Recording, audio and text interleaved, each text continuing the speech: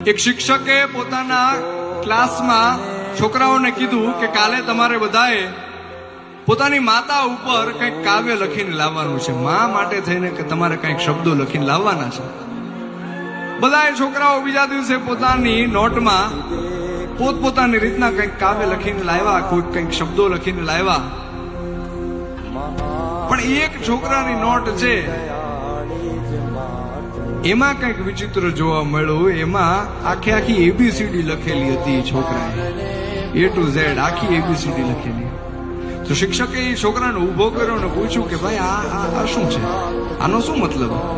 અને ત્યારે એ છોકરાએ જવાબ આપ્યો કે મને ભાષા શીખવાડનાર, મને બોલતા શીખવાડનાર મારી મા માટે થઈને હું શું લખી શકું, એટલે મેં આખી એબીસીડી લખી દીધી છે. મારી માને જેમ ગમશે એમ એ શબ્દો ગોઠવીને એની રીતના જોઈ લેશે. આ મા દીકરાના સંબંધની વાત છે. એ દલપતરામે પોતાના કાવ્યની અંદર લખી. કેવી રીતના કે હતો હું સુતો પારણે પુત્ર નાનો,